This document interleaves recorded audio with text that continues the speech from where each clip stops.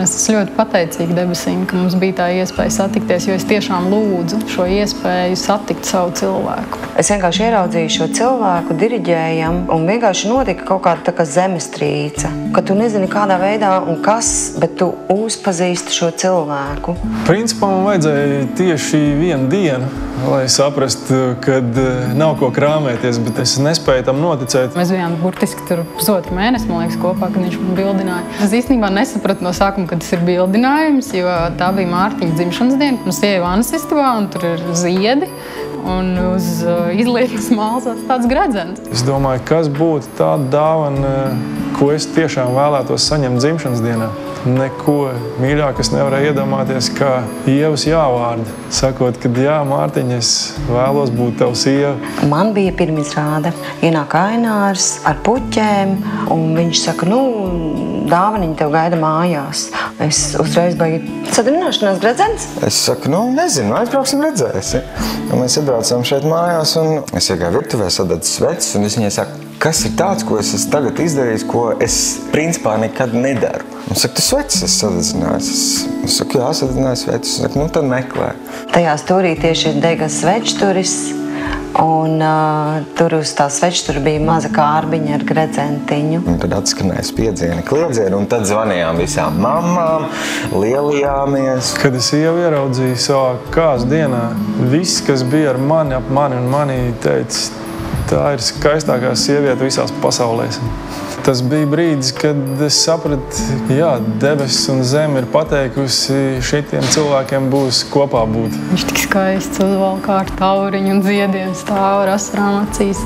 Bija tā, ka tas ir mans vīrs.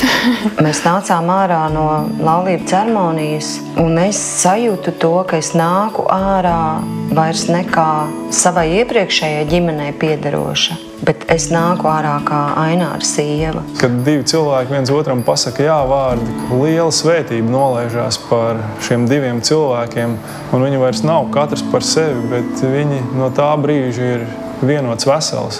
Un atbildība par šo savu kopā būšanu, viņi nes abi divi. Manuprāt, vīrs un sieva tas nenozīmē, ka tagad mēs dzīvosim pareizi. Tas, man liekas, ir tieši tāds, tagad var visu. Es atceros, kad mēs kāzu rītā pamodāmies, viņš teica, es ceru, ka beidzot būs miers. Tā, kad viņš to frāzi pateica, tad es sapratu viņa nodomu pamatīgumu. Svarīgi ir atcerēties otram pateikt paldies arī par mazām lietām.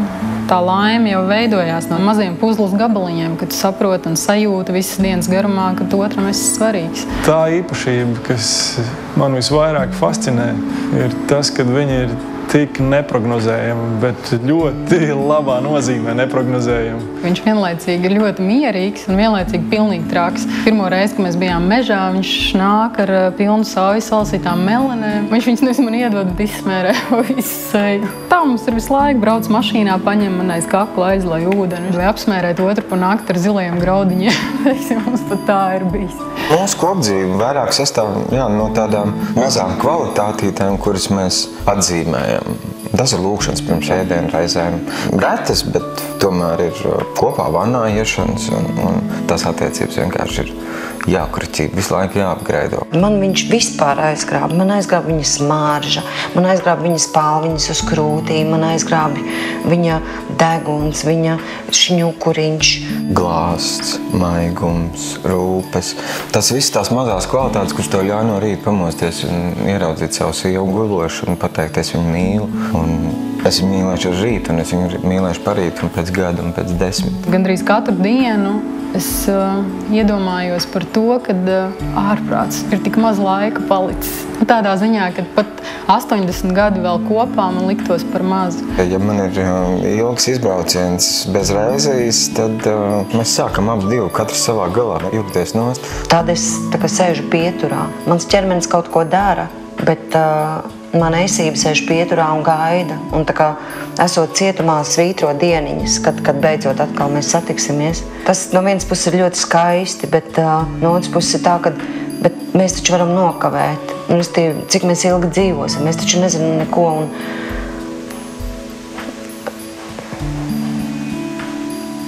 Viņš ir tik skaists, viņš ir seksīgs. Ik rīt, kad es pamostos, blakus sievai un es redzu, viņa atveram acis. Es esmu laimīgs par to, kad viņa dara manu labāku.